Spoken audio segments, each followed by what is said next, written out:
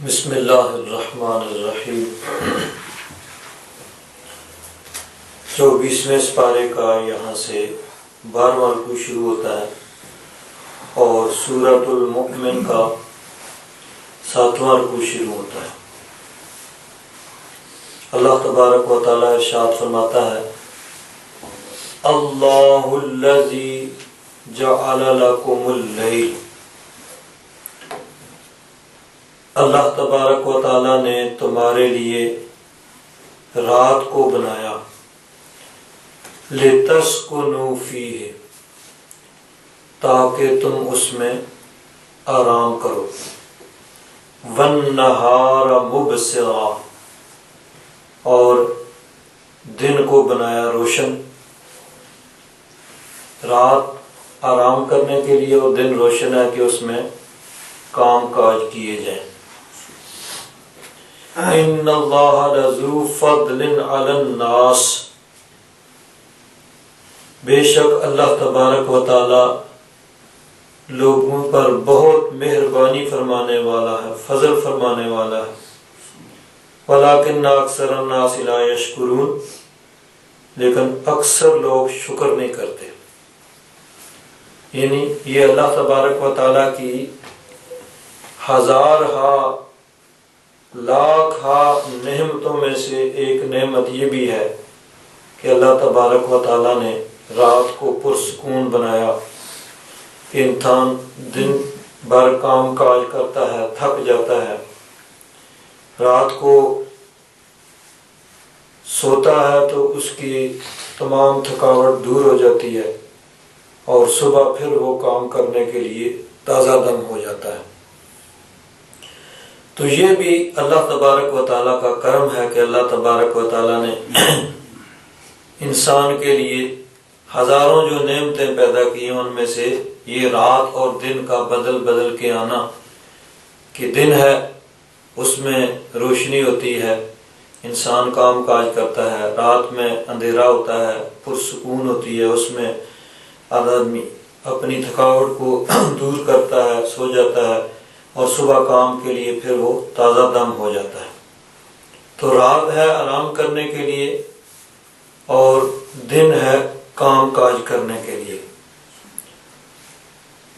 اللہ والے جو ہیں وہ اس رات میں بھی اللہ تبارک و تعالیٰ کی عبادت کرتے ہیں۔ نبی کریم صلی اللہ علیہ وسلم کا طریقہ مبارکہ یہی تھا کہ حضور عشاء کی نماز کے بعد آرام فرماتے اور پھر رات کے آخری حصے میں آدھی رات کے بعد اٹھ کر اللہ تبارک و تعالیٰ کی بارگاہ میں کھڑے ہو کر نوافل ادا کرتے اور تضرع و زاری کرتے، گڑ گڑا کر اللہ تبارک و تعالیٰ کی بارگاہ میں دعا کرتے۔ ایسے ہی لوگوں کے بارے میں اللہ تبارک و تعالیٰ نے فرمایا وَالَّذِينَ يَبِيتُونَ لِرَبِّهِمْ، یہ پیچھے گزر چکا ہے 19ویں سپارے میں سورۃ الفرقان میں، کہ جو رات گزارتے ہیں، باتا یبیتو کا معنی ہوتا ہے رات گزارنا، رات تو سارے ہی گزارتے ہیں، جو بھی زندہ انسان ہے اس کی زندگی میں رات بھی آتی ہے، دن بھی آتا ہے، روزانہ ایسے ہی ہوتا ہے، دن آ گیا رات آ گئی، سال میں 365 یا 366 دن بھی آتے ہیں، راتیں آتی ہیں، اسلامی سال سے 354 یا 55 دن اور راتیں آتی ہیں، لیکن کیا ہے والذین یبیتون لربہم،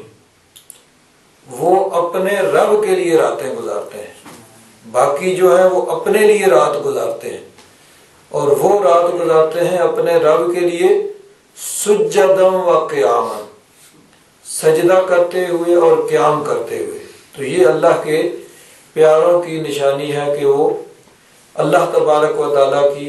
رضا کے لیے رات میں بھی وہ عبادت کرتے ہیں۔ باقی لوگ محو خواب ہوتے ہیں، خواب کے مزے لے رہے ہوتے ہیں، تو وہ اپنا گرم گرم بستر چھوڑ کے اٹھ کے وضو کر کے اللہ تبارک و تعالیٰ کی بارگاہ میں کھڑے ہو جاتے ہیں۔ تو اللہ تبارک و تعالیٰ نے ان کی خوبی کو بیان کیا کہ وہ رب تبارک و تعالیٰ کے لیے اپنے راتیں گزارتے ہیں۔ ایک جگہ سورہ زاریات میں ارشاد فرمایا کانوا قلیلا من اللیل ما یہجعون، وہ رات کو تھوڑا ہی سوتے ہیں، تھوڑا ہی آرام کرتے ہیں۔ اور آگے فرمایا وبالاسحار هم یستغفرون، اور سحری کے وقت وہ استغفار کرتے ہیں، اللہ تبارک و تعالیٰ سے بخشش مانگتے ہیں، اللہ تبارک و تعالیٰ کی بارگاہ میں تضرع جاری کرتے ہیں۔ تو عام لوگ نیند میں رات گزارتے ہیں، غافل لوگ وہ نافرمانی کرتے ہوئے رات گزارتے ہیں۔ تو اللہ والے جو ہیں وہ اللہ کے لیے عبادت کرتے ہوئے رات گزار دیتے ہیں۔ تو یہاں ایک اور چیز بھی ہے کہ اللہ تبارک و تعالیٰ نے رات بنائی ہے آرام کرنے کے لیے اور دن بنایا ہے کام کرنے کے لیے۔ اب کیا ہوتا ہے، کچھ لوگ رات کو گپیں آنکھتے رہے، تاش کھیلتے رہے، کھیل کود میں لہو و لہب میں مشغول رہے، اور جب صبح کا وقت ہوا تو سو گیا، دوپہر تک شام تک کئی سوئے رہتے ہیں۔ تو اگر تو کچھ مجبوری ہے تو وہ تو الگ ہے، تو جن کو یعنی کوئی مجبوری نہیں ہے تو ان کے لیے اللہ تبارک و تعالیٰ نے یہی کیا ہے کہ دن کو کام کاج کرو، رات کو آرام کرو، یعنی کہ رات کو اللہ تبارک و تعالیٰ کی نافرمانی میں گزار دو اور دن سو کے گزار دو۔ اللہ والے جو ہیں وہ دن میں بھی اللہ تبارک و تعالیٰ کی فرما برداری کرتے ہیں، رات میں بھی اللہ تبارک و تعالیٰ کی فرما برداری کرتے ہیں۔ تو اللہ تعالیٰ نے فرمایا جعل لکم اللیل، اس نے تم پر احسان کرتے ہوئے، تم پر مہربانی کرتے ہوئے تمہارے لیے رات کو بنایا، لتسکنوا فیہا، تاکہ تم اس میں آرام کرو، سکون حاصل کرو، والنہار مبصرا، اور دن کو روشن بنایا کام کاج کرنے کے لیے۔ ان اللہ لذو فضل علی الناس، بے شک اللہ تبارک و تعالیٰ لوگوں پر فضل فرمانے والا ہے، کرم فرمانے والا ہے، مہربانی فرمانے والا ہے۔ ولکن اکثر الناس لا یشکرون، لیکن اکثر لوگ جو ہیں وہ شکر نہیں کرتے، یعنی اللہ تبارک و تعالیٰ کی لا تعداد نعمتیں ہیں لیکن وہ اللہ تبارک و تعالیٰ کا شکر نہیں کرتے۔ اللہ تبارک و تعالیٰ کی نعمتیں کتنی ہیں، فرمایا وَإِن تَعُدُّوا نِعْمَةَ اللَّهِ لا تحصوها، کہ اگر تم اللہ تبارک و تعالیٰ کی نعمتوں کو شمار کرنا چاہو، گننا چاہو، تو تم اللہ تبارک و تعالیٰ کی نعمتوں کو گن نہیں سکتے، لا تعداد۔ اب دیکھیے صبح سے لے کر شام تک اللہ تبارک و تعالیٰ کی کتنی نعمتیں ہیں،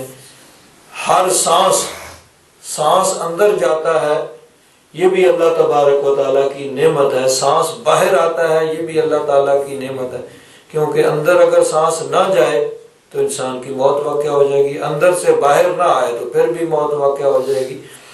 تو اللہ تبارک و تعالیٰ کی بے شمار نعمتیں ہیں۔ فرمایا وَإِن تَعُدُّوا نِعْمَةَ اللَّهِ لَا تُحْصُوهَا، دو جگہ قرآن پاک میں فرمایا ان الانسان لظلوم کفار، لیکن انسان جو ہے وہ بڑا ظالم اور نافرمان ہے کہ وہ اللہ تبارک و تعالیٰ کی ان نعمتوں پر شکر نہیں کرتا۔ تو فرمایا وَلَكِنَّ أَكْثَرَ النَّاسِ لَا يَشْكُرُونَ، لیکن اکثر لوگ اللہ تبارک و تعالیٰ کا شکر نہیں کرتے۔ ذَلِكُمُ اللَّهُ رَبُّكُمْ، یہ ہے اللہ تبارک و تعالیٰ تمہارا رب، خالق کل شیء، ہر شے کا خالق ہے، ہر چیز کو پیدا کرنے والا ہے۔ اللہ تبارک و تعالیٰ نے ہر چیز کو پیدا کیا، ہر چیز کا خالق اور مالک ہے، ہر چیز کو بنانے والا اور اس کو قائم رکھنے والا ہے۔ یہاں اللہ تبارک و تعالیٰ خالق کل شیء ہے، ہر شے کا خالق ہے۔ اب بعض انسانوں کے نام اس طرح ہوتے ہیں جیسے عبد الخالق ہے، عبد الرزاق ہے، عبد الرحمن ہے، تو عام لوگ یہ کہتے ہیں کہ خالق نے یہ کہا، رحمان نے یہ کہا، رزاق نے یہ کہا، حالانکہ رزاق تو اللہ تعالیٰ کی ذات ہے، رحمان تو اللہ تعالیٰ کی ذات ہے، خالق تو اللہ تبارک و تعالیٰ ہے، انسان تو عبداللہ ہے، عبد الخالق ہے، عبد الرحمان ہے، عبد الرزاق ہے۔ تو اس طرح کے جو نام ہیں وہ پورا نام بولنا چاہیے۔ یہ اللہ تبارک و تعالیٰ کے صفاتی اور ذاتی جو نام ہیں ان کے ساتھ جب کسی انسان کا نام عبد کے ساتھ ہوتا ہے تو پھر پورا نام جو ہے وہ بولنا چاہیے۔ اب رزاق اللہ تعالیٰ کی ذات ہے، انسان جو ہے وہ عبد الرزاق ہے، رب کا بندہ ہے، رزق دینے والے کا، بنانے والے کا، رحمان کا بندہ ہے، تو پورا نام جو ہے وہ لینا چاہیے۔ خالق تو اللہ تبارک و تعالیٰ کی ذات ہے۔ تو ذالکم اللہ ربکم خالق کل شیء، یہ ہے اللہ تبارک و تعالیٰ جو تمہارا رب ہے، ہر شے کا خالق ہے۔ لا الہ الا ہو، کوئی معبود نہیں مگر وہ، اس کے علاوہ اور کوئی عبادت کے لائق نہیں ہے۔ عبادت کے لائق صرف رب ذوالجلال ہے، وہ وحدہ لا شریک ہے، اور کوئی عبادت کے لائق نہیں ہے، یعنی سچا معبود صرف ایک ہی ہے رب ذوالجلال۔ باقی جتنے بھی معبود ہیں یعنی جن کی عبادت کی جاتی ہے، جن کی پوجا و پرستش کی جاتی ہے، وہ سب کے سب جھوٹے معبود ہیں،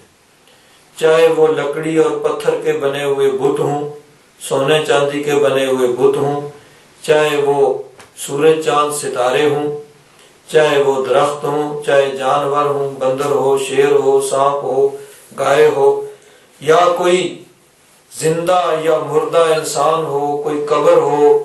کوئی ایسی جگہ جہاں جس کی پوجا و پرستش کی جاتی ہو، کوئی بھی عبادت کے لائق نہیں ہے۔ عبادت کے لائق صرف رب ذوالجلال ہے۔ اور اللہ والے جو ہیں نبی ولی،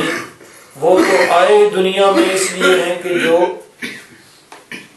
بتوں کے آگے جھکے ہوئے ہیں، اللہ تعالیٰ کو چھوڑ کر غیر اللہ کے آگے جھکے ہوئے ہیں، ان کو وہاں سے اٹھا کے رب کی بارگاہ میں لا کے جھکا دیں۔ تو اب اگر کوئی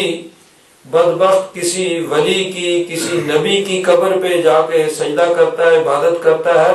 تو وہ اس کا ایک ذاتی فعل ہے، اور اس کی وہ یعنی غلطی ہے کہ وہ اگر تعظیم کے لیے سجدہ کر رہا ہے تو سخت گناہگار ہے، اور اگر عبادت کی نیت سے کر رہا ہے تو کافر ہے۔ نبیوں ولیوں نے یہ نہیں کہا ہے۔ نبی ولی تو آئے اس لیے ہیں کہ رب کی مخلوق کو بتوں کے آگے سے اٹھا کے رب تبارک و تعالیٰ کی بارگاہ میں جھکا دیں، اور رب تبارک و تعالیٰ کی عبادت کی ترغیب دیتے ہوئے انہوں نے اپنی ساری زندگی گزار دی۔ اللہ تبارک و تعالیٰ نے ارشاد فرمایا قرآن پاک میں سورہ آل عمران، ما کان لبشر ان یؤتیہ اللہ الکتاب والحکم والنبوۃ، کسی انسان کے یہ لائق نہیں ہے، یعنی یہ نہیں ہو سکتا کہ اللہ تبارک و تعالیٰ اس کو کتاب دے، اس کو حکم دے، یعنی اس کو حکمت عطا فرمائے، اس کو نبوت عطا فرمائے، ثم یقول للناس کونوا عبادا لی من دون اللہ، پھر وہ لوگوں سے کہے کہ میرے بندے بن جاؤ، اللہ کو چھوڑ کر میری عبادت شروع کر دو۔ نہیں، یہ نہیں ہو سکتا۔ وَلَٰكِن كُونُوا رَبَّانِيِّينَ، نبی اور انبیاء کرام کے متبعین، ان کے پیچھے چلنے والے، ان کی اتباع کرنے والے، وہ تو یہ حکم دیتے ہیں کہ ربانی ہو جاؤ، ربانیین، رب کی عبادت کرنے والے ہو جاؤ۔ بما کنتم تعلمون الکتاب وبما کنتم تدرسون۔ اور ولا یأمرکم ان تتخذوا الملائکۃ والنبیین اربابا، نہ نبی ولی یہ حکم دیتے ہیں کہ تم فرشتوں کو یا نبیوں کو رب بنا لو۔ ایامرکم بالکفر بعد اذ انتم مسلمون، وہ تمہیں کفر کا کیسے حکم دے سکتے ہیں؟ تو انبیاء کرام اور اولیاء کرام وہ تو آئے اس لیے ہیں کہ وہ مخلوق خدا کو رب کی بارگاہ میں جھکائیں۔ تو اللہ تبارک و تعالی وحدہ لا شریک ہے، کوئی اور سچا معبود نہیں ہے، لا الہ الا ہو، اس کے سوا کوئی معبود نہیں ہے، وہ وحدہ لا شریک ہے۔ فَأَنَّا تُؤْفَكُونَ، پس تم کہاں پھیرے جا رہے ہو؟ كَذَلِكَ يُؤْفَكُ الَّذِينَ كَانُوا بِآيَاتِ اللَّهِ يَجْحَدُونَ، اسی طرح پھیرا جاتا ہے ان لوگوں کو جو اللہ تبارک و تعالیٰ کی آیات کا انکار کرتے تھے اور اللہ تبارک و تعالیٰ کی آیات میں حجت بازی کرتے تھے، ان کو بھی اسی طرح شیطان جو ہے وہ گمراہ کر دیتا تھا۔ اللہ الذی جعل لکم الارض، اللہ تبارک و تعالیٰ وہ ہے جس نے تمہارے لیے بنایا زمین کو۔ اللہ تبارک و تعالیٰ کی نعمتوں کا بیان ہو رہا ہے۔ پہلے رات کا ذکر ہوا کہ رات اللہ تبارک و تعالیٰ نے بنائی کہ دن بھر تم کام کاج کرتے ہو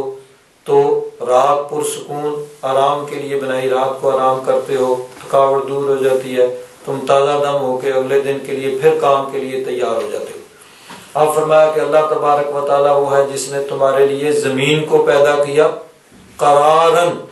وہ ٹھہرنے کی جگہ ہے جس کے اوپر تم رہتے ہو، زمین کے اوپر چلتے ہو، زمین کے اوپر کام کاج کرتے ہو، کھیتی باڑی کرتے ہو، دنیا جہان کے کام کاج اس کے اوپر بناتے ہو۔ اللہ تبارک و تعالیٰ نے مناسب بنایا زمین کو، نہ تو اس طرح نرم کہ اس کے اندر انسان دھنس جائے، نہ اس طرح سخت کہ اس کے اوپر چلنا ناممکن ہو جائے۔ جس طرح اب ریت کے اوپر چلنا مشکل ہے، پہاڑ کے اوپر پتھر کے اوپر چلنا مشکل ہے، اللہ تبارک و تعالیٰ نے زمین کو مناسب بنایا کہ اس کے اندر کھیتی باڑی بھی ہوتی ہے اور اس کے اوپر انسان اپنے رہنے کے لیے مکانات بناتا ہے، ساری چیزیں۔ تو اللہ تبارک و تعالیٰ نے قرار یعنی موضع قرار، ٹھہرنے کی جگہ زمین کو بنایا۔ والسماء بناء، اور آسمان کو اس کے اوپر ایک عمارت کی طرح بنایا کہ آسمان اس کے اوپر ایک عمارت کی طرح ہے۔ یہاں ایک چیز یاد رکھیے کہ قرآن پاک کے اندر جہاں پر بھی اس طرح کے الفاظ آئے ہیں وہ عرف اور محاورے کے اعتبار سے آئے ہیں۔ اب اس پہ یہ اعتراض نہیں کیا جا سکتا کہ مشاہدہ یا سائنس یہ کہتی ہے کہ زمین تو ایک گولے کی مانند ہے جو اس خلا کے اندر، جس طرح سورج چاند ستارے ہیں اسی طرح زمین بھی ایک سیارہ ہے۔ تو اب یہاں محاورے کے اعتبار سے ہے، عرف کے اعتبار سے ہے، جس طرح ہمیں نظر آتا ہے کہ یہ زمین ہے، یہ اس طرح بچھی ہوئی ہے اور زمین کے کنارے اور آسمان کے کنارے ملے ہوئے ہیں، تو یہ اس عرف کے اعتبار سے کہا جاتا ہے کہ جس طرح اب ہمیں نظر آ رہا ہے یا جس طرح عام طور پر کہا جاتا ہے۔ تو اسی عرف کے اعتبار سے یہ بھی کہا جاتا ہے کہ سورج غروب ہوا، سورج طلوع ہوا، چاند غروب ہوا، چاند طلوع ہوا۔ حالانکہ اب سائنس اور مشاہدہ یہ کہتا ہے کہ سورج وہ اپنی جگہ کھڑا ہے، وہ کہیں جاتا نہیں ہے، کہیں غروب نہیں ہوتا ہے، اور چاند جو ہے وہ بھی اب زمین کے گرد چکر لگا رہا ہے۔ یہ جو بھی ہے یہ عرف اور مشاہدہ ہے، اور سائنس دان بھی یہی کہیں گے کہ سورج اتنے بجے غروب ہوگا، اتنے بجے طلوع ہوگا۔ یہ سب عرف اور یعنی جس طرح عام طور پر کہا جاتا ہے اس عرف کے اعتبار سے، محاورے کے اعتبار سے یہ فرمایا کہ اللہ تبارک و تعالیٰ نے آسمان کو تمہارے اوپر سائبان بنایا۔ جس طرح ہمیں نظر آتا ہے، ہم کہیں میدان میں کھڑے ہوں تو نظر آتا ہے کہ دور آسمان اور زمین کے کنارے جو ہیں وہ آپس میں مل رہے ہیں۔ تو فرمایا اللہ تبارک و تعالیٰ وہ ہے جس نے زمین کو تمہارے لیے قرار کی جگہ، ٹھہرنے کی جگہ بنایا، اور آسمان اس کو اس کے اوپر ایک سائبان، ایک عمارت کی طرح بنایا۔ وَصَوَّرَكُمْ، اور اللہ تبارک و تعالیٰ نے تمہاری صورتوں کو بنایا۔ فَأَحْسَنَ صُوَرَكُمْ، پس اس نے تمہاری صورتوں کو اچھا بنایا، خوبصورت بہترین صورت تمہیں عطا فرمائی۔ تو انسان کو اللہ تبارک و تعالیٰ نے بہترین صورت عطا فرمائی کہ قرآن پاک میں فرمایا لَقَدْ خَلَقْنَا الْإِنسَانَ فِي أَحْسَنِ تَقْوِيمٍ، بہترین مخلوق انسان کو اللہ تبارک و تعالیٰ نے بنایا۔ حضرت امام اعظم ابو حنیفہ رحمۃ اللہ تعالیٰ علیہ کے دور میں ایک شخص نے یہ قسم کھائی، وہ اپنی بیوی سے کہنے لگا، رات کا وقت ہے، 14ویں رات کا چاند چمک رہا ہے، تو بیوی سے بات چیت ہوئی تو اس نے کہا کہ اگر چاند زیادہ خوبصورت ہے تو تجھے طلاق۔ اب لوگ بات بھی ایسی کرتے ہیں نا، بعد میں پھر آ کے کہتے ہیں جی مولانا صاحب اب کوئی مسئلہ نکالو. اب مولانا صاحب مسئلہ کہاں سے نکالیں بھائی، رستے تو پہلے خود سارے بند کر لیتے ہیں، بعد میں پھر مولانا صاحب کو کہا جاتا ہے کہ مسئلہ نکالو. اب اس نے کہا کہ اگر چاند زیادہ خوبصورت ہے تو تجھے طلاق. اب مصیبت میں پڑ گئے، بعد میں وہ خود بھی بھاگا، پہلے علماء کے پاس جاتے ہیں، مسئلہ پوچھتے ہیں. تو کچھ علماء نے کہا ظاہر بات ہے چاند تو زیادہ خوبصورت ہے تو اس کو طلاق تو ہو گئی. وہ چلتے چلتے حضرت امام اعظم ابو حنیفہ کے ایک شاگرد کے پاس پہنچے تو انہوں نے کہا بھائی نہیں طلاق نہیں ہوگی. انہوں نے کہا جی کیوں نہیں طلاق ہوگی؟ انہوں نے کہا جی ٹھیک ہے نماز پڑھیں، نماز کے بعد آپ کو یہ مسئلہ سمجھاتے ہیں. اب نماز کے لیے وہ آگے کھڑے ہوئے جماعت کرا رہے ہیں اور سورہ والتین شروع کرتے ہیں اور کہتے ہیں لقد خلقنا القمر فی احسن تقویم. پیچھے جو حفاظ کھڑے تھے وہ لقمہ دیتے ہیں لقد خلقنا الانسان فی احسن تقویم. وہ پھر پڑھتے ہیں لقد خلقنا القمر، تو پیچھے والے پھر بولتے ہیں نہیں لقد خلقنا الانسان فی احسن تقویم. تو نماز کے بعد انہوں نے علماء کو بھی سب کو کہا بھائی مسئلہ سمجھ آ گیا ہے نا کہ اگر چاند جو ہے وہ سب سے بہترین مخلوق ہوتا تو انسان کو پھر لقد خلقنا الانسان نہ ہوتا، لقد خلقنا القمر ہوتا. تو انسان جو ہے وہ چاند سے تمام مخلوقات سے اللہ تبارک و تعالیٰ نے اس کو بہترین پیدا کیا ہے. تو یہ چونکہ چاند اس سے زیادہ خوبصورت نہیں ہے تو اس لیے اس پر طلاق واقعہ نہیں ہوگی. تو اللہ تبارک و تعالیٰ نے انسان کو بہترین صورت عطا فرمائی. ایک حدیث پاک میں آتا ہے اللہ تبارک و تعالیٰ نے حضرت آدم علیہ السلام کو اپنی صورت پر پیدا کیا، یعنی اللہ تبارک و تعالیٰ نے اپنی پسندیدہ صورت پہ حضرت آدم علیہ السلام کو پیدا کیا اور حضرت آدم علیہ السلام کی اولاد جو ہے وہ اسی سے آگے چلی. تو وَصَوَّرَكُمْ فَأَحْسَنَ صُوَرَكُمْ، اللہ تبارک و تعالیٰ نے تمہاری صورتیں بنائی اور تمہاری صورتوں کو بہترین بنایا، خوبصورت بنایا. وَرَزَقَكُمْ مِنَ الطَّيِّبَاتِ، اور اللہ تبارک و تعالیٰ نے تمہیں پاکیزہ رزق عطا فرمایا. اللہ تبارک و تعالیٰ نے تمہارے رزق کے اسباب پیدا فرمائے کہ انسان کے لیے اللہ تبارک و تعالیٰ آسمان سے بارش نازل فرماتا ہے، بارش سے پھر آگے زمین سے فصلیں اگتی ہیں، پھل پیدا ہوتے ہیں. یہ ساری چیزیں اللہ تبارک و تعالیٰ نے انسان کے رزق کے اسباب پیدا فرمائے. تو اللہ تبارک و تعالیٰ انسان کا خالق ہے، رازق ہے. اس نے انسان کو پیدا کیا اور رزق کے اسباب پیدا فرمائے. ذالکم اللہ ربکم، یہ ہے اللہ تبارک و تعالیٰ جو تمہارا رب ہے. فتبارک اللہ رب العالمین، پس بڑی شان والا ہے اللہ تبارک و تعالیٰ جو رب العالمین ہے، تمام جہانوں کا رب ہے، برکت والا ہے، بڑی شان والا ہے اللہ تبارک و تعالیٰ جو تمام جہانوں کا رب ہے. هو الحی، وہی ہے جو زندہ ہے. الحی یعنی خود زندہ ہے، اس کو کسی نے زندگی دی نہیں ہے. باقی جتنے بھی زندہ ہیں وہ رب تبارک و تعالیٰ کی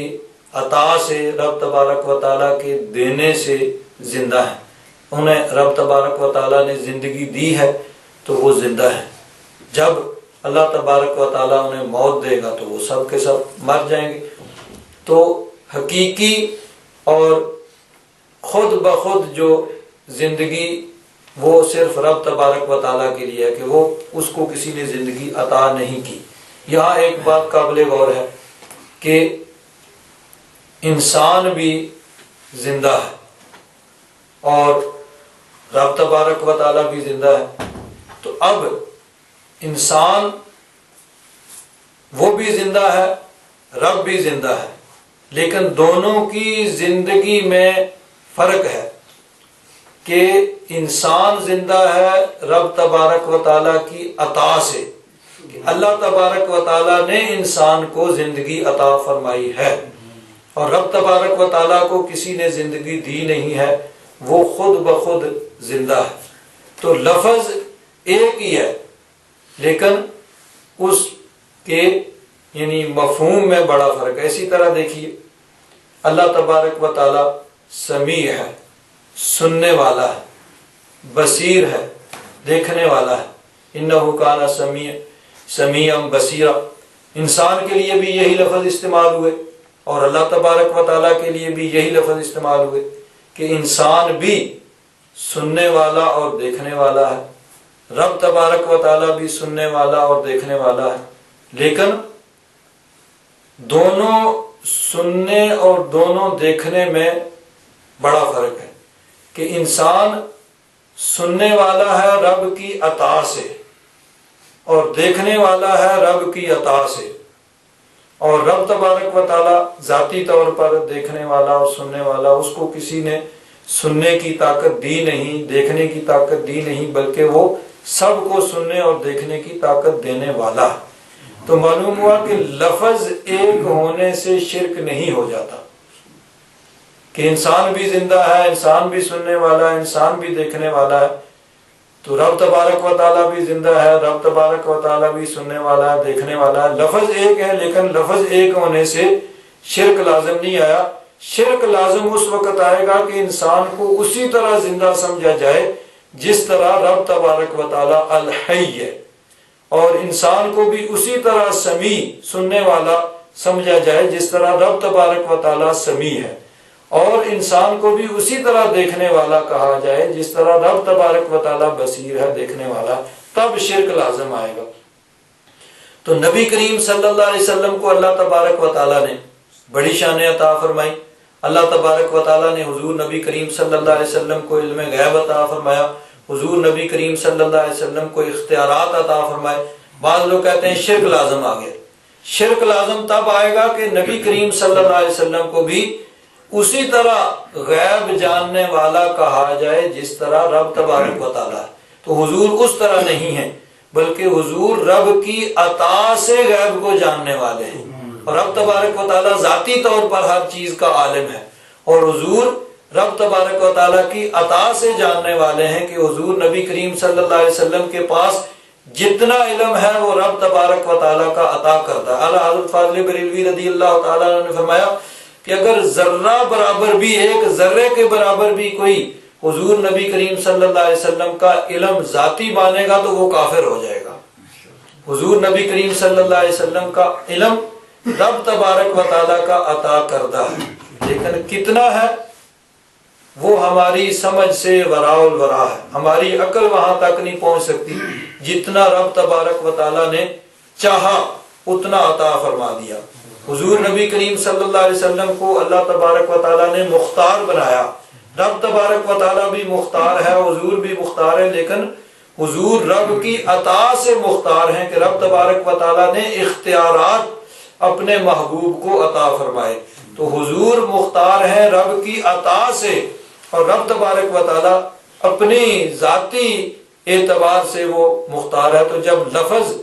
یعنی صرف ایک ہے، مفہوم ایک نہیں ہے، تو شرک لازم نہیں ہے ہوگا۔ شرک اس وقت لازم ہوئے گا کہ جب ہم نبی کریم صلی اللہ علیہ وسلم میں وہ صفات اسی طرح مانیں جس طرح رب تبارک و تعالیٰ کے اندر وہ صفات پائی جاتی ہیں۔ حضور کی تمام صفات وہ رب کی عطا کردہ ہیں، رب تبارک و تعالیٰ نے حضور نبی کریم صلی اللہ علیہ وسلم کو عطا کی ہے۔ ہاں، حضور نبی کریم صلی اللہ علیہ وسلم کے اوصاف جو ہیں وہ مخلوق کے اعتبار سے لامتناہی ہیں کہ مخلوق ان کی انتہا کو، ان کے اینڈ کو نہیں جانتی۔ اسی لیے اعلیٰ حضرت فاضل بریلوی رضی اللہ تعالیٰ عنہ نے فرمایا تیرے تو وصف عیب تناہی سے ہیں بری، حیران ہوں میرے شاہ میں کیا کہوں تجھے، کہ آپ کے اوصاف باقی لوگوں میں بھی صفتیں پائی جاتی ہیں، لیکن ان کے اندر ایک خامی یہ ہوتی ہے کہ ایک جگہ جا کے ان کا اینڈ ہو جاتا ہے، لیکن آپ کو اللہ تبارک و تعالیٰ نے جو صفات عطا فرمائی ہیں ان کی انتہا بھی رب تبارک و تعالیٰ ہی جانتا ہے۔ مخلوق کے اعتبار سے وہ لامتناہی ہیں، ان کی کوئی انتہا مخلوق کو معلوم نہیں ہے۔ تو صرف لفظ ایک ہو جانے سے شرک لازم نہیں آتا ہے۔ تو اللہ تبارک و تعالیٰ بھی حی ہے، زندہ ہے، لا الہ الا ہو، اس کے علاوہ کوئی معبود نہیں، فادعوہ، پس اسی کو پکارو، مخلصین لہ الدین،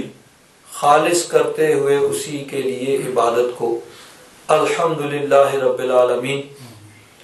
تمام تعریفیں اللہ تبارک و تعالیٰ کے لیے ہیں جو رب العالمین ہے، تمام عالمین کا رب ہے، تمام جہانوں کو پیدا کرنے والا ہے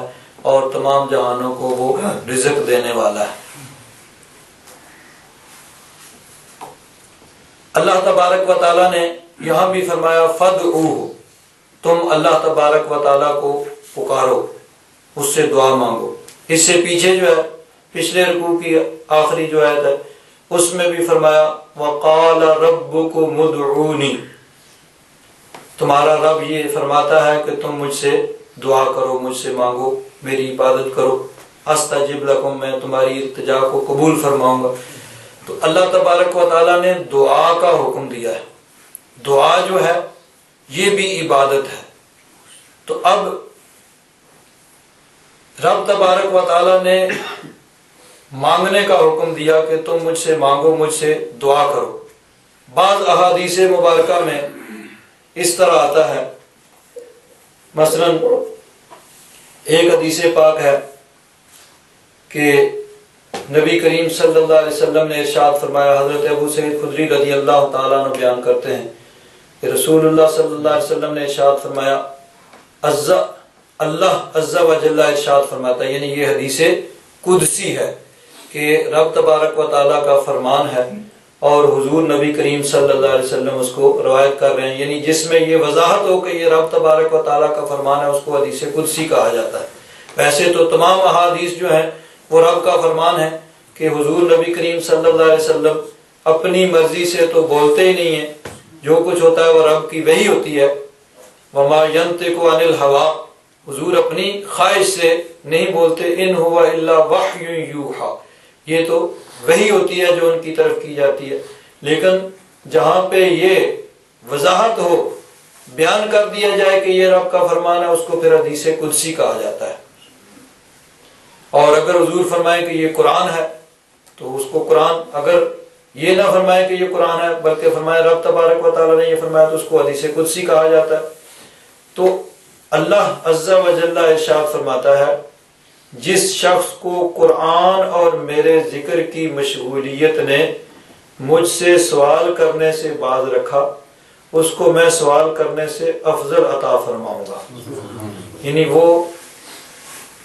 قرآن پاک کی تلاوت کے اندر مشغول رہا، قرآن پاک کو پڑھنے پڑھانے میں مشغول رہا،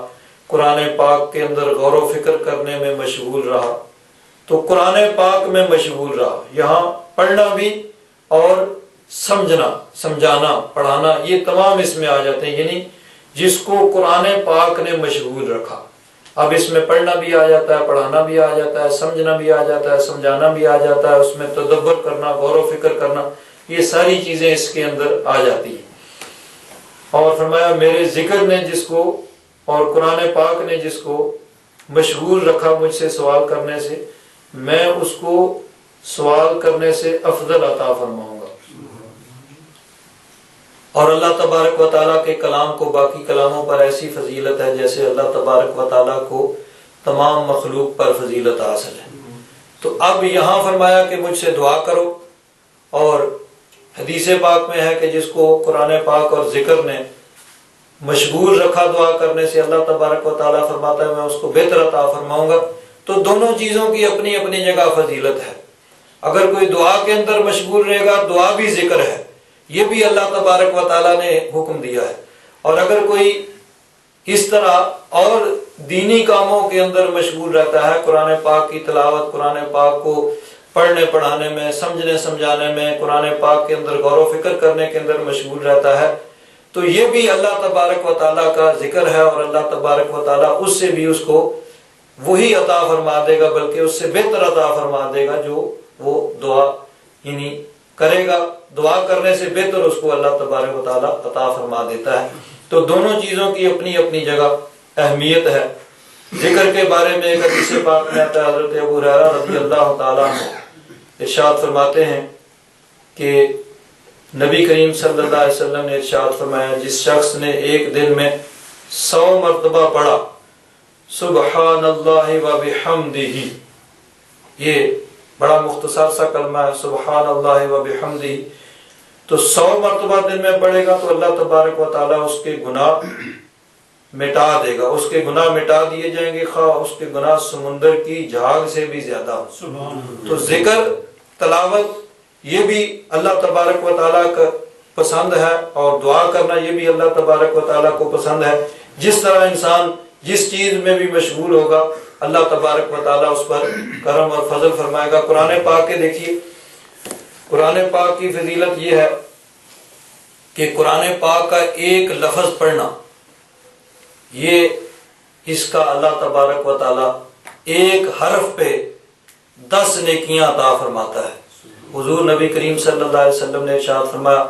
من قرأ حرفا من القرآن، جس نے قرآن پاک کا ایک حرف پڑھا اللہ تبارک و تعالیٰ اس کو 10 نیکیاں عطا فرمائے گا۔ اور فرمایا کہ الف لام، میں یہ نہیں کہتا کہ الف لام میم ایک حرف ہے، بلکہ الف الگ حرف ہے، لام الگ حرف ہے، میم الگ حرف ہے، تو گویا الف لام میم یہ پڑھنے سے اللہ تبارک و تعالیٰ 30 نیکیاں جو ہے وہ عطا فرما دے گا۔ ایک حدیث پاک میں اس طرح آتا ہے کہ حضور نبی کریم صلی اللہ علیہ وسلم تشریف لائے اصحاب صفہ کے پاس، اور اصحاب صفہ وہ لوگ تھے جو مسجد نبی شریف کے اندر ہی رہتے تھے، اور یعنی یوں کہہ لیجیے کہ مدرسۃ الرسول کے طلباء جو وہاں پہ رہتے تھے اور علم دین حاصل کرتے تھے، یعنی جن کا کوئی رہنے کے لیے نہ گھر تھا نہ کوئی ان کا کاروبار تھا، بس وہاں رہتے اور علم دین حاصل کرتے تھے۔ تو آ کے حضور نبی کریم صلی اللہ علیہ وسلم نے فرمایا تم میں سے کون چاہتا ہے کہ وہ صبح کے وقت وادی عقیق میں چلے جائے؟ یہ مدینہ شریف کے قریب ایک منڈی تھی جہاں پہ خرید و فروخت ہوتی تھی، جانور بکتے تھے اور خریدے جاتے تھے۔ تو فرمایا وہاں جائے اور وہاں جا کے تجارت کرے، اور تھوڑے سے وقت میں وہ اتنا نفع حاصل کرے تجارت کے اندر کہ 2 اونچی کوہان والی اونٹنیاں وہ نفع میں کما کے لے آئے۔ صحابہ کرام نے عرض کی یا رسول اللہ، ہر آدمی کی یہ خواہش ہوتی ہے کہ وہ کاروبار کرے، اس میں نہ کوئی نافرمانی ہو، نہ کوئی غلط کام ہو، نہ کسی پہ ظلم ہو، اور ایمانداری کے ساتھ تجارت کرے اور اس کو اتنا زیادہ نفع بھی ہو جائے، اتنا جلدی ہو جائے۔ سب کی یہ خواہش ہوتی ہے۔ حضور نبی کریم صلی اللہ علیہ وسلم نے فرمایا کہ جو صبح کے وقت مسجد میں جاتا ہے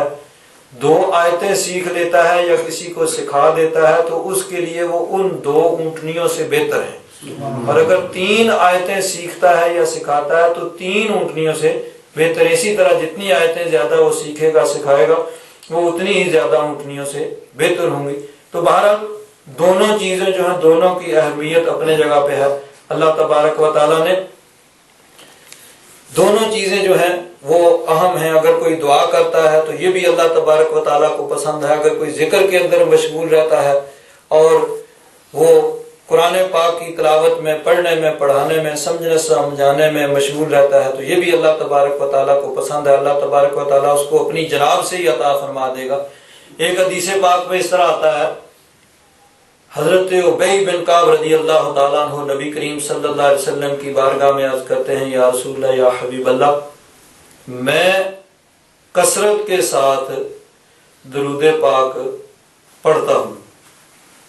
تو میں کتنا درود پاک پڑھا کروں؟ حضور نبی کریم صلی اللہ علیہ وسلم نے فرمایا کہ جتنا تو پڑھے تیرے لیے بہتر ہے۔ عرض کیا حضور میں آدھا ٹائم جتنا بھی میرے پاس، یہاں علماء نے فرمایا کہ اس سے ٹائم سے مراد جتنا ان کے پاس عبادت کے لیے یا وظائف کے لیے جو بھی ان کے پاس ٹائم تھا، اپنے باقی دنیاوی امور سے فراغت کے بعد، دنیا کے کام کاج کرنے کے بعد جو ان کے پاس عبادت کے لیے، وظائف کے لیے جو ٹائم، یعنی فرائض کی ادائیگی کے بعد جو ٹائم ان کے پاس بچتا ہے وہ مراد ہے۔ تو عرض کی کہ حضور آدھا ٹائم جو ہے وہ میں درود شریف پڑھوں اور آدھے ٹائم میں باقی عبادات کروں۔ تو حضور نے فرمایا بہت اچھا ہے، لیکن اگر تو زیادہ کر لے تو تیرے لیے بہتر ہوگا۔ عرض کیا پھر حضور میں 2/3 ٹائم وہ درود شریف پڑھوں گا اور باقی 1/3 جو ہے 2/3 درود شریف اور 1/3 جو ہے وہ باقی عبادات۔ حضور نے فرمایا بہت اچھی بات ہے، لیکن اگر تو اور زیادہ کر لے تو بہتر ہے۔ عرض کیا حضور پھر میرے پاس جتنا ٹائم ہوگا میں سارے کا سارا درود شریف ہی پڑھوں گا۔ تو حضور نبی کریم صلی اللہ علیہ وسلم نے فرمایا اِذَن یکفی ہمک و غمک، پھر اللہ تبارک و تعالیٰ تیرے لیے کافی ہو جائے گا، تیرے تمام امور میں اللہ تبارک و تعالیٰ تیرے لیے کافی ہو جائے گا۔ تو جس طرح بھی جو بھی انسان پر جس عبادت کا غلبہ ہو، جب نیک نیتی دل کے اندر ہوتی ہے تو پھر اللہ تبارک و تعالیٰ کا کرم اور فضل ہوتا ہے۔ کوئی دعا میں مشغول ہے، کوئی ذکر میں مشغول ہے، کوئی درود پاک پڑھنے میں مشغول ہے، کوئی تلاوت قرآن پاک میں مشغول ہے، کوئی مسائل کے سمجھنے سمجھانے میں مشغول ہے، واعظ و نصیحت کے اندر مشغول ہے۔ جو بھی کام کر رہا ہے اللہ تبارک و تعالیٰ اس کو اس کی توقع سے اور اس کی امید سے بڑھ کر اس کو عطا فرمائے گا۔ آگے ارشاد فرمایا قُلْ إِنِّي نُهِيتُ أَنْ أَعْبُدَ الَّذِينَ تَدْعُونَ مِن دُونِ اللَّهِ، اے محبوب فرما دو مجھے روکا گیا ہے، مجھے منع کیا گیا ہے کہ میں ان کی پوجا کروں، ان کی عبادت کروں جن کی تم پوجا کرتے ہو اللہ تبارک و تعالیٰ کو چھوڑ کر۔ اللہ تبارک و تعالیٰ کے علاوہ جن بتوں کی، جن معبودان باطلہ کی تم، وہ باطل معبود جن کی تم پوجا و پرستش کرتے ہو، مجھے ان کی عبادت کرنے، ان کی پوجا کرنے سے منع کر دیا گیا۔ نبی کریم صلی اللہ علیہ وسلم کے پاس کفار کے سردار آئے اور حضور نبی کریم صلی اللہ علیہ وسلم کو اپنی قوم کے دین کی طرف آنے کی دعوت دی کہ سب لوگ تو بتوں کے پجاری ہیں، سب لوگ بتوں کی پوجا و پرستش کرتے ہیں، ان کو اپنا معبود مانتے ہیں، آپ نے نیا دین ایجاد کیا ہے اور آپ ان بتوں کی پوجا سے منع کرتے ہیں، آپ بھی اس طرف آ جائیں۔ تو اللہ تبارک و تعالیٰ نے فرمایا محبوب ان سے فرما دو انی نہیت ان اعبد الذین تدعون من دون اللہ، اللہ تبارک و تعالیٰ کو چھوڑ کر جن کی تم پوجا و پرستش کرتے ہو، مجھے ان کی پوجا کرنے سے، ان کی عبادت کرنے سے اللہ تبارک و تعالیٰ نے روک دیا ہے۔ لما جاءنی البینات من ربی، کیونکہ میرے پاس میرے رب کی طرف سے کھلی روشن نشانیاں آ چکی ہیں، رب تبارک و تعالیٰ کی روشن نشانیاں میرے پاس آ چکی ہیں، تو اب میں ان بتوں کی کیسے پوجا و پرستش کر سکتا ہوں؟ رب تبارک و تعالیٰ نے تو میرے سر پہ ختم نبوت کا تاج رکھا ہے اور تمام جہان کی رہنمائی کی اللہ تبارک و تعالیٰ نے میری ذمہ داری، میری ڈیوٹی لگائی ہے۔ ساری مخلوق خدا کو جو بتوں کے آگے جھکے ہوئے ہیں ان کو بتوں کے آگے سے اٹھا کے رب کی بارگاہ میں جھکانا، یہ میری ذمہ داری ہے، میری ڈیوٹی ہے کہ میں ان کو رب کی بارگاہ میں لے کے آؤں اور ان کو بتوں کی پوجا سے روکوں اور رب کی عبادت کرنے کا ان کو حکم دوں۔ تو تم مجھے کیسے کہہ سکتے ہو کہ میں ہی بتوں کی معاذ اللہ پوجا و پرستش شروع کر دوں؟ وَأُمِرْتُ أَنْ أُسْلِمَ لِرَبِّ الْعَالَمِينَ، اور مجھے یہ حکم دیا گیا ہے کہ میں رب تبارک و تعالیٰ کی سامنے سر تسلیم خم کر دوں، رب تبارک و تعالیٰ کی حکم کے آگے میں جھک جاؤں۔ وَالَّذِي خَلَقَكُم مِّن تُرَابٍ، وہی ہے جس نے تمہیں پیدا کیا مٹی سے، یعنی تمام انسانوں کے باپ حضرت آدم علیہ السلام کی تخلیق مٹی سے ہوئی۔ اللہ تبارک و تعالیٰ نے مٹی سے حضرت آدم علیہ السلام کا پتلا تیار کیا، حضرت آدم علیہ السلام کا خاکی پتلا بنایا گیا، پھر اس کے اندر اللہ تبارک و تعالیٰ نے روح پھونکی، تو ابو البشر تمام انسانوں کے باپ حضرت آدم علیہ السلام کی تخلیق چونکہ مٹی سے ہوئی، تو اس اعتبار سے ان کی آگے اولاد، ان کے اس نسبت سے ان کی تخلیق بھی مٹی سے ہوئی۔ اور ویسے بھی انسان کی جو بقا کا ذریعہ اللہ تبارک و تعالیٰ نے زمین سے پیدا ہونے والی چیزوں کو بنایا، زمین سے فصلیں، گندم، چاول، پھل، ہر چیز زمین سے پیدا ہوتی ہے، تو اس اعتبار سے بھی یعنی انسان کی نشو و نما بھی زمین سے پیدا ہونے والی، مٹی سے پیدا ہونے والی چیزوں سے ہوتی ہے۔ تو فرمایا جس نے تمہیں مٹی سے پیدا کیا، ثم من نطفۃ، پھر نطفہ سے، یہ پانی کی ایک بوند سے، کہ اللہ تبارک و تعالیٰ نے آدم علیہ السلام کا خاکی پتلا تیار کیا، مٹی سے ان کا پتلا تیار ہوا، اس کے اندر روح پھونکی، پھر آگے ان کی اولاد جو ہے ان کا ایک سلسلہ اللہ تبارک و تعالیٰ نے تخلیق کا پیدا فرمایا، کہ انسان کی تخلیق اللہ تبارک و تعالیٰ نے اس کا ایک سسٹم بنا دیا کہ نطفہ سے، پانی کی ایک بوند سے آگے انسان کی پیدائش کا سلسلہ جاری ہے۔ ثم من علاقۃ، پھر ایک جمے ہوئے خون سے، یعنی وہ نطفہ پھر علقہ کی صورت اختیار کر لیتا ہے۔ ثم یخرجکم طفلا، پھر اللہ تبارک و تعالیٰ تمہیں اس دنیا میں ایک بچے کی صورت میں لاتا ہے، تمہاری یعنی پیدائش ہوتی ہے ایک بچے کی صورت میں، پھر اللہ تبارک و تعالیٰ تمہاری پرورش فرماتا ہے لِتَبْلُغُوا أَشُدَّكُمْ، تاکہ تم اپنی جوانی کو پہنچ جاؤ، جس میں انسان کی قوت پوری ہو جاتی ہے، اور یعنی وہ جسمانی اعتبار سے اور ذہنی اعتبار سے وہ اپنے کمال کو پہنچ جاتا ہے، انسان کی عقل کامل ہو جاتی ہے، اس کی قوت کامل ہو جاتی ہے۔ ثم لتکونوا شیوخا، پھر اللہ تبارک و تعالیٰ تمہیں زندہ رکھتا ہے تاکہ تم بوڑھے ہو جاؤ۔ تو یہ مختلف مراحل ہیں کہ انسان جن سے گزرتا ہے۔ وَمِنْكُمْ مَن يُتَوَفَّى مِنْ قَبْلُ، کچھ تو اس سے پہلے، کس سے پہلے، یعنی انسان کوئی تو دنیا میں آتے ہی وہ چند لمحوں کے لیے آتا ہے، کچھ چند دنوں کے لیے آتے ہیں، کچھ چند مہینوں کے لیے، کچھ چند سالوں کے لیے، تو کچھ تو اس سے پہلے ہی یعنی جوانی یا بڑھاپے کو پہنچنے سے پہلے ہی وہ فوت ہو جاتے ہیں۔ وَمِنْكُمْ مَن يُتَوَفَّى مِنْ قَبْلُ، کچھ تو پہلے ہی فوت ہو جاتے ہیں، وَلِتَبْلُغُوا أَجَلًا مُّسَمًّى، اور کچھ زندہ رہتے ہیں تاکہ وہ اللہ تبارک و تعالیٰ نے جو ان کے لیے مدت مقرر کی ہے اس کو پورا کر لیں، جتنی عمر اللہ تبارک و تعالیٰ نے ان کے لیے لکھی ہے اس کو پا لیں۔ وَلَعَلَّكُمْ تَعْقِلُونَ، اور تاکہ تم سمجھو۔ هُوَ الَّذِي يُحْيِي وَيُمِيتُ، وہی ہے جو زندگی دیتا ہے اور مارتا ہے۔ پیچھے فرمایا تھا هُوَ الْحَيُّ، اللہ تبارک و تعالیٰ زندہ ہے اور زندگی عطا کرتا ہے اور موت دیتا ہے، زندگی اور موت اللہ تبارک و تعالیٰ کے ہاتھ میں ہے۔ فَإِذَا قَضَىٰ أَمْرًا، جب وہ کسی چیز کا فیصلہ فرماتا ہے، فَإِنَّمَا يَقُولُ لَهُ كُن فَيَكُونُ، پس وہ صرف یہی فرماتا ہے ہو جا، بس وہ چیز ہو جاتی ہے۔ رب تبارک و تعالیٰ کن فرماتا ہے تو اس کے کن فرمانے سے جس چیز کا ارادہ فرماتا ہے وہ چیز ہو جاتی ہے۔ انسان نے کوئی چیز بنانی ہوتی ہے تو اس کے لیے اس کو اسباب مہیا کرنے پڑتے ہیں، اور اس کے لیے انسان کو تگ و دو کرنی پڑتی ہے۔ مکان بنانا، اس کے لیے اینٹیں منگاؤ، سریا منگاؤ، سیمنٹ منگاؤ، یہ کرو وہ کرو۔ رب تبارک و تعالیٰ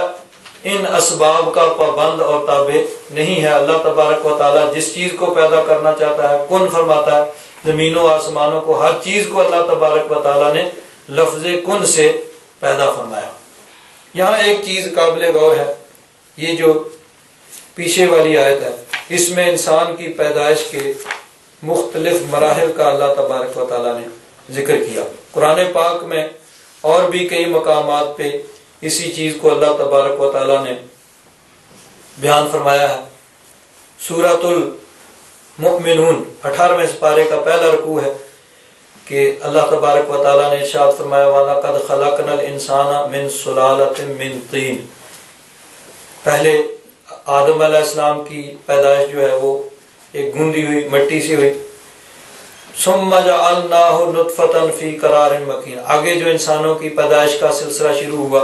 اس کا جو اللہ تبارک و تعالیٰ نے ایک سسٹم مقرر کیا ہے، ایک نطفہ وہ مادر رحم مادر کے اندر وہ قرار پکڑتا ہے۔ ثم خلقنا النطفة علقة، پھر اس جو نطفہ ہے پانی کی بوند اس کو ایک علقہ جمے ہوئے خون کی صورت، فخلقنا العلقة مضغة، پھر اس علقہ جو ہے جمع ہوا خون اس کو ایک گوشت کے لوتھڑے کی صورت، فخلقنا المضغة عظاما، پھر وہ جو گوشت کا لوتھڑا تھا اس میں ہڈیاں پیدا کی، فکسونا العظام لحما، پھر ہڈیوں کے اوپر وہ گوشت چڑھایا، ثم انشأناه خلقا آخر، پھر اس کو ایک اور یعنی مخلوق یعنی انسان کامل کی صورت میں اللہ تبارک و تعالیٰ نے اس کو دنیا کے اندر بھیجا۔ فتبارک اللہ احسن الخالقین، بس اللہ تبارک و تعالیٰ برکت والا بڑی شان والا ہے، وہ احسن الخالقین ہے، تمام پیدا کرنے والوں سے وہ بہتر پیدا کرنے والا۔ ثم انکم بعد ذلک لمیتون، پھر ایک موقع آئے گا تم پہ موت طاری ہوگی۔ ثم انکم یوم القیامت تبعثون، پھر قیامت کے دن تمہیں دوبارہ اٹھایا جائے گا۔ اسی طرح سورۃ الحج میں بھی اللہ تبارک و تعالیٰ نے اسی مضمون کو بیان فرمایا، یا ایھا الناس ان کنتم فی ریب من البعث، اے لوگو اگر تم دوبارہ پیدا کرنے کے بارے میں شک میں ہو، فَإِنَّا خَلَقْنَاكُم مِّن تُرَابٍ ثُمَّ مِن نُطْفَةٍ ثُمَّ مِن عَلَقَةٍ، وہی چیز کہ پہلے انسان آدم علیہ السلام ان کی تخلیق مٹی سے ہوئی، پھر آگے ایک سسٹم من نطفة ثم من علقة ثم من مضغة مخلقة وغير مخلقة لنبين لكم ونقر في الارحام ما نشاء الى اجل مسمى، وہ رحم مادر کے اندر ایک مقررہ وقت تک بچہ رہتا ہے۔ اسی طرح دیکھیے ایک حدیث پاک میں بھی نبی کریم صلی اللہ علیہ وسلم نے اس مضمون کو بیان فرمایا ہے، یہ بخاری شریف اور مسلم شریف دونوں کتابوں کے اندر یہ حدیث پاک موجود ہے۔ حضرت عبداللہ بن مسعود رضی اللہ تعالیٰ عنہ ارشاد فرماتے ہیں، حدثنا رسول اللہ صلی اللہ علیہ وسلم، نبی کریم صلی اللہ علیہ وسلم نے ہم سے بیان فرمایا، وَهُوَ الصَّادِقُ الْمَصْدُوقُ، اور حضور نبی کریم صلی اللہ علیہ وسلم صادق اور مصدوق ہیں، یعنی سچ بولنے والے ہیں، اور نبی کریم صلی اللہ علیہ وسلم کا صدق وہ ہر جگہ مشہور اور سب کے نزدیک مسلمہ ہے، سب آپ کو سچا مانتے ہیں۔ حضور نبی کریم صلی اللہ علیہ وسلم نے کیا فرمایا، ان خلق احدکم یجمع فی بطن امہ 40 یوما، کہ تم میں سے ہر ایک کی تخلیق یا اس کا مادہ پیدائش 40 دن تک ماں کے پیٹ میں وہ نطفہ کی صورت میں رہتا ہے، ثم یکون علقۃ، پھر وہ ایک جمے ہوئے خون کی صورت میں ہو جاتا ہے، ثم یکون مضغۃ، پھر وہ گوشت کا ایک لوتھڑا ہو جاتا ہے، مثل ذالک، یعنی 40 دن وہ نطفے کی صورت میں رہتا ہے، پھر 40 دن جمے ہوئے خون کی صورت میں رہتا ہے، پھر 40 دن تک وہ ایک گوشت کے پہلے جمے ہوئے خون کی صورت میں، پھر 40 دن تک ایک گوشت کے لوتھڑے کی صورت میں۔ ثم یبعث اللہ الیہ ملکا، پھر اللہ تبارک و تعالی ایک فرشتے کو بھیجتا ہے، باربع کلمات، 4 باتوں کے ساتھ، فیکتب عملہ، فرشتہ اس کے عمل لکھتا ہے کہ کیا کیا عمل اس نے کرنے، واجلہ، اور اس کی عمر لکھتا ہے کہ کتنا عرصہ یہ زندہ رہے گا، ورزقہ، اور اس کا رزق لکھتا ہے، وشقی او سعید، اور یہ لکھتا ہے کہ یہ سعادت مند ہوگا یا بدبخت ہوگا، شقی ہوگا یا سعید ہوگا۔ ثم ينفخ فیہ الروح، پھر اس میں روح پھونکی جاتی ہے۔ یہاں ایک بات قابل غور ہے کہ قرآن پاک میں بھی انسان کی تخلیق کے مختلف مراحل کو بیان کیا گیا، حدیث پاک میں بھی اس کو زیادہ تفصیل کے ساتھ بیان کیا گیا کہ 40 دن تک وہ نطفہ کی صورت میں رہتا ہے، پھر 40 دن تک وہ علقہ جمے ہوئے خون کی صورت میں، پھر 40 دن تک ایک گوشت کے لوتھڑے کی صورت میں، پھر اس کے بارے میں یہ کچھ لکھا جاتا ہے اور پھر اس کے اندر روح پھونکی جاتی ہے۔ آج 1400 سال بعد سائنس ترقی کر کے اس مقام پہ پہنچی ہے کہ ماں کے پیٹ میں بچہ جو مراحل طے کرتا ہے اس کو دیکھا جا رہا ہے اور سمجھا جا رہا ہے، لیکن نبی کریم صلی اللہ علیہ وسلم نے اس کو یعنی قرآن پاک نے بیان کیا اور حضور نے اس کی وضاحت کر دی کہ یہ مراحل یعنی ماں کے پیٹ کے اندر بچے کے گزرتے ہیں، اور یہ 40 40 اور 40 120 دن ہو جاتے ہیں، یعنی 4 مہینے۔ پھر فرمایا ثم ينفخ فیہ الروح، پھر اس میں روح پھونکی جاتی ہے۔ آج یعنی یہ میڈیکل سائنس یہ کہتی ہے کہ 4 مہینے کے بعد بچے کے اندر زندگی آ جاتی ہے۔ آج سائنس ترقی کر کے اس جگہ پہنچی ہے، لیکن نبی کریم صلی اللہ علیہ وسلم نے 1400 سال سے زیادہ عرصہ پہلے اس چیز کو بیان کر دیا۔ تو یہ قرآن و حدیث سائنس کی کتابیں نہیں ہیں، مذہب کی کتابیں ہیں، لیکن سائنس کی جو حقیقتیں قرآن و حدیث کے اندر بیان ہوئی ہیں، بالآخر سائنس گھوم پھر کے وہیں پہ آ جائے گی۔ اگر کہیں کسی جگہ ٹکراؤ ہو جاتا ہے تو یہ ہے کہ سائنس ابھی رستے میں ہے، وہ ابھی آخری منزل تک نہیں پہنچی ہے، بالآخر گھوم پھر کے وہ اسی جگہ آ جائے گی جو اللہ رسول نے فرمایا ہے وہ حق ہے۔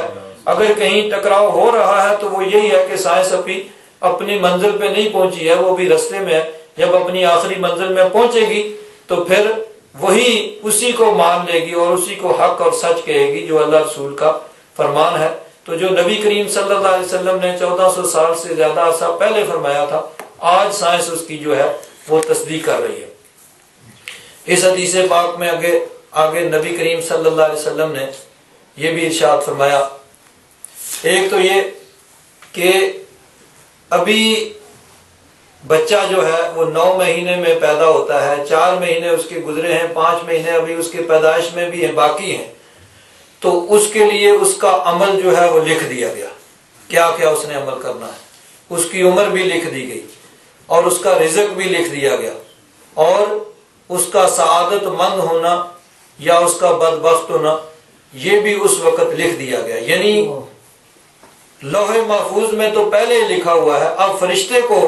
وہ چیزیں جو ہیں وہ دے دی جاتی ہیں اور فرشتہ جو ہے وہ ان کو لکھ رہا ہے۔ اب ظاہر بات ہے لکھے گا تبھی جب وہ جانے گا، تو اب فرشتہ جو ہے یہ جانتا ہے کہ اس انسان نے کیا کیا عمل کرنا ہے اور اس نے کتنا عرصہ زندہ رہنا ہے اور اس نے کیا کیا رزق حاصل کرنا ہے اور یہ نیک ہوگا یا بد ہوگا۔ یہ فرشتہ انسان کے اس دنیا میں آنے سے پہلے ہی جانتا ہے۔ تو یہ تمام وہ امور ہیں جو غیبی امور ہیں، بلکہ یہ چیزیں کہ 5 غیب جو 5 غیب ہیں ان میں سے یہ آ جاتا ہے کہ کل کیا ہونے والا ہے، یہ اس میں آ جاتا ہے۔ کل کی نہیں بلکہ یہ بہت عرصے کی بات ہے کہ اس نے کیا عمل کرنا ہے اور کتنا عرصہ زندہ رہنا ہے، کیا کھانا ہے اور یہ یعنی نیک ہے یا بد ہے۔ تو فرشتے کو اللہ تبارک و تعالیٰ نے یہ تمام علوم عطا فرما دیے۔ تو جب فرشتہ جانتا ہے تو اگر نبی کریم صلی اللہ علیہ وسلم کو اللہ تبارک و تعالیٰ بتا دے تو اس میں کون سی رکاوٹ ہے؟ اللہ تبارک و تعالیٰ نے اپنے محبوب کو غیب کے خزانے عطا فرمائے، تو فرشتے کو اگر یہ چیزیں بتا دی گئیں تو شرک نہیں ہوا، تو نبی کریم صلی اللہ علیہ وسلم کو اگر بتا دی اللہ تبارک و تعالیٰ نے تو پھر کیسے شرک ہو سکتا ہے؟ تو اللہ تبارک و تعالیٰ نے یہ علوم 5 جو ہیں یہ اگر فرشتے کو عطا فرمائے تو اس میں کوئی یعنی شرک لازم نہیں آیا۔ تو نبی کریم صلی اللہ علیہ وسلم کو جو تمام فرشتوں تمام نبیوں رسولوں کے بھی سردار ہیں ان کو بھی اللہ تبارک و تعالیٰ نے علوم غیبیہ کے خزانے جو ہیں عطا فرمائے۔ آگے نبی کریم صلی اللہ علیہ وسلم نے ارشاد فرمایا فَوَالَّذِي لَا إِلَٰهَ غَيْرُهُ، اس ذات کی قسم جس کے علاوہ کوئی معبود نہیں ہے، إِنَّ أَحَدَكُمْ لَيَعْمَلُ بِعَمَلِ أَهْلِ الْجَنَّةِ، تم میں سے کوئی آدمی جنتیوں والے کام کرتا ہے، حتی ما یکون بینہ و بینہا الا ذراع، اس کے اور جنت کے درمیان ایک ذراع، یہ کونی سے لے کر انگلیوں تک اس کو ذراع کہتے ہیں، اتنا فاصلہ رہ جاتا ہے، یعنی بالکل جنت کے قریب پہنچ جاتا ہے۔ فیسبق علیہ الکتاب، پس لکھا ہوا اس پہ سبقت کر جاتا ہے، فیعمل بعمل اہل النار، یعنی اصل میں اس کے بارے میں پہلے تو یہ لکھا گیا ہے کہ وہ بدبخت ہے، شقی۔ پہلے وہ نیک عمل کرتا رہتا ہے، جب جنت کے قریب پہنچ جاتا ہے تو پھر وہ جہنمیوں والے عمل شروع کرتا ہے، فَيَدْخُلُهَا، پس وہ اس حالت میں مرتا ہے اور جہنم میں چلا جاتا ہے۔ اور کچھ ایسے لوگ ہیں یعملوا بعمل اہل النار، وہ جہنمیوں والے عمل کرتے رہتے ہیں، حتی ما یکون بینہ وبینہا الا ذراع، اس کے اور جہنم کے درمیان ایک ذراع اتنا فاصلہ رہ جاتا ہے، قریب پہنچ جاتا ہے۔ فَيَسْبِقُ عَلَيْهِ الْكِتَابُ، پس لکھا ہوا اس پہ سبقت کر جاتا ہے، فَيَعْمَلُ بِعَمَلِ أَهْلِ الْجَنَّةِ، پس وہ جنتیوں والے عمل شروع کر دیتا ہے، فَيَدْخُلُ، پھر وہ جنت میں داخل ہو جاتا ہے۔ تو یہ اس لیے ہے کہ کوئی گناہگار